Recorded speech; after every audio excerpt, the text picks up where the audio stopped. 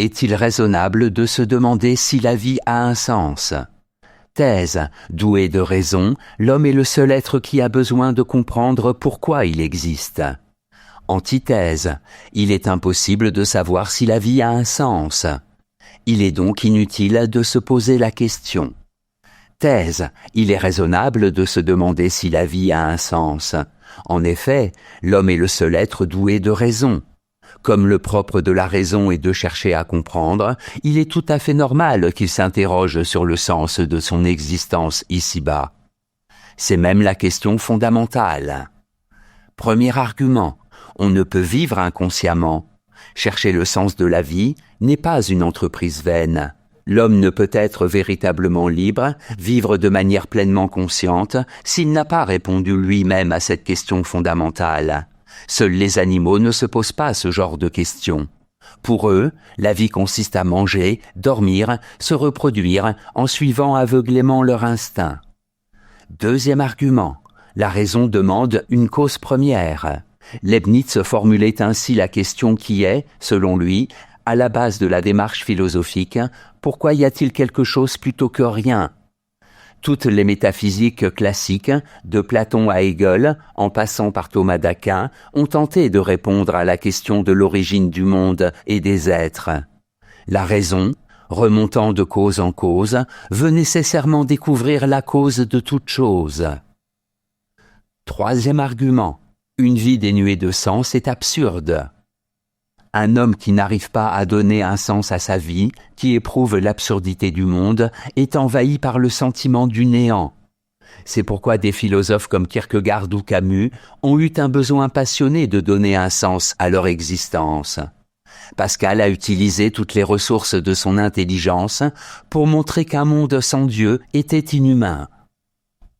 En bref, la raison incite l'homme à comprendre pourquoi il existe. Celui qui ne se demande pas si la vie a un sens risque de vivre en aveugle. Antithèse.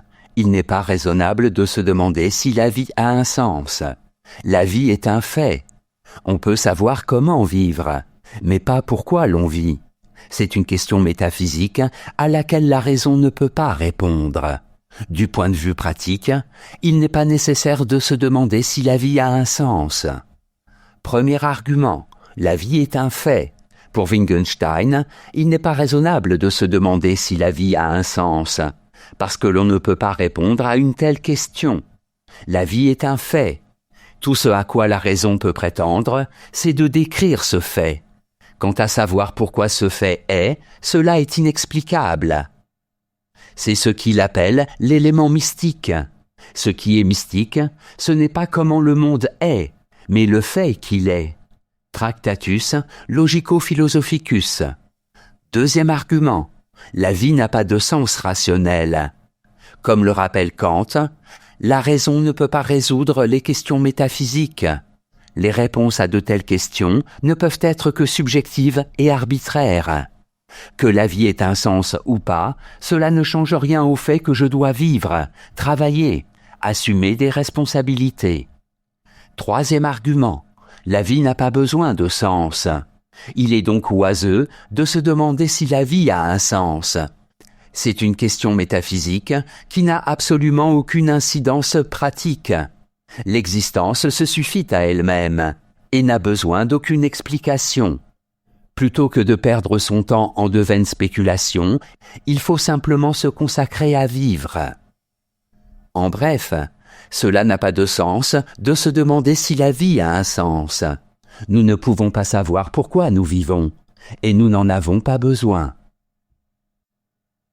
Synthèse. La question de savoir si la vie a un sens est une question mystique ou morale, à la rigueur, plutôt que logique. Les esprits étroitement rationnels et pragmatiques considèrent la vie comme un fait, et ne vont pas se demander pourquoi il y a quelque chose plutôt que rien. En revanche, ceux qui n'ont pas les certitudes aussi bien établies ont besoin de savoir pourquoi ils vivent, et pourquoi ils vivent s'ils doivent mourir un jour. De tels esprits ne peuvent pas se contenter d'exister au jour le jour en aveugle, sans savoir où ils vont, en suivant des buts purement utilitaires ou déterminés par l'habitude. L'on ne peut être un individu libre, pleinement conscient, créateur de ses propres valeurs, si l'on ne s'est pas posé au moins une fois cette question essentielle et, surtout, si l'on n'y a pas répondu. Note et commentaire.